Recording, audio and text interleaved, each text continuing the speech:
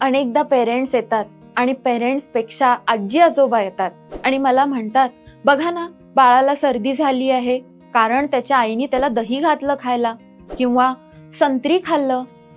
सर्दीमध्ये केळ देऊ शकतो का बाळाला? या सगळ्या प्रश्नांची उत्तरं आज मी तुम्हाला देणार आहे. चला तर मग सुरू करूयात.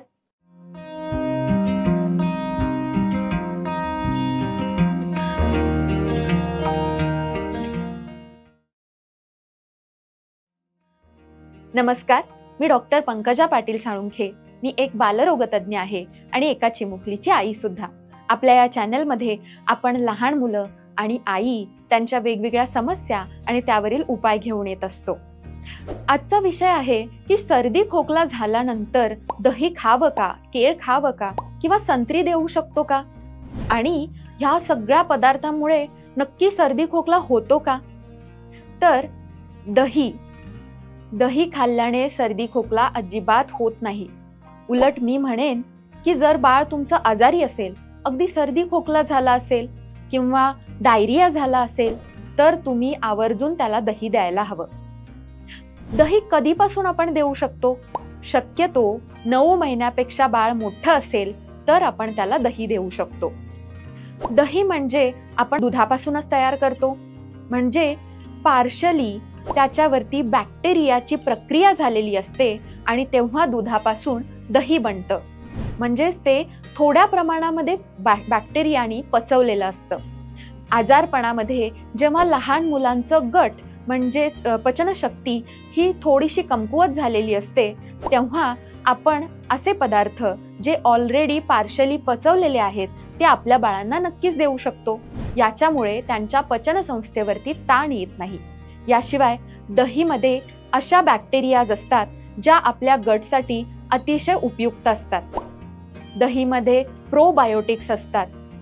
दही आपल्या शरीरासाठी उपयोगी आहे कारण त्याच्यामध्ये कॅल्शियम, मॅग्नेशियम यासारखे आणि वेगवेगळे इलेक्ट्रोलाइट सुद्धा असतात. त्यामुळे दही दिल्यामुळे तुमचं बाळ कधीच आजारी पडणार नाही. या उलट तुम्ही आजारपणामध्ये आपल्या बाळाला दही देऊ शकता. दुसरी गोष्ट आहे ती म्हणजे केळ. केळ दिल्याने मुलं आजारी पडत नाहीत किंवा केळ थंड असतं आणि त्याच्यामुळे सर्दी होते असं बिलकुल नाही.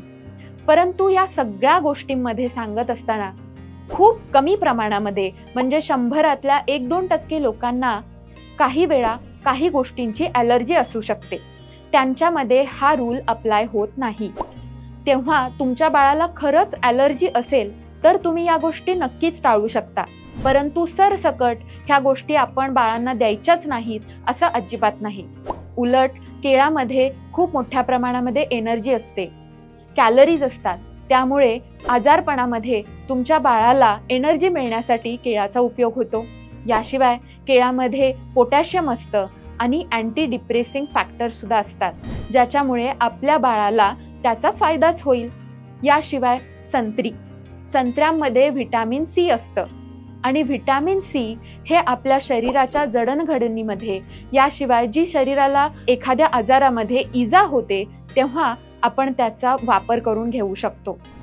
माझ्या लहानपणी तर माझे आजोबा म्हणायचे, ते मिलिटरी मॅन होते, ते कधीही आजारी पडले की त्यांच्या मिलिटरीमध्ये एक ग्लासभर संत्र्याचा ज्यूस हा कंपल्सरी त्यांना दिला जायचा. तेव्हा ते मीही कधी आजारी पडले तर संत्री खायला नक्की आवर्जून सांगायचे आणि त्याचं कारण मला आत्ता समजते. आता तुम्ही म्हणाल की पण प्रत्येक वेळी तर ह्या सगळ्या गोष्टी दिल्यावर बाळ नक्कीच आजारी पडतं. तर थांबा, त्याचं कारण काय आहे? तर आपण दही हे अगदी फ्रीजमध्ये लावतो आणि फ्रीजमधून काढून लगेच आपल्या बाळांना देतो. मग तर बाळ नक्कीच आजारी पडणार, कारण त्याच्यामुळे त्यांचा एअरवे किंवा फॅरिंग्स याच्यामध्ये स्टिम्युलेशन होऊन तिथे आजार निर्माण होऊच शकतो. याशिवाय जी संत्री आपण देतो ती फार आंबट असतील तरी सुद्धा बाळांना ती आजारी पाडणारच आहेत.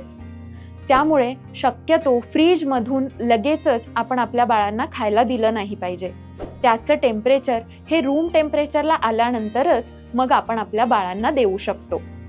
तर तुमच्या काही आठवणी असतील किंवा तुमच्या अजून काही याविषयी प्रश्न असतील तर कमेंट्समध्ये नक्की कळवा. आणि आपलं बाळ आजारी असेल तर दही, केळ किंवा संत्री ह्या गोष्टी तुम्ही नक्की द्या. धन्यवाद.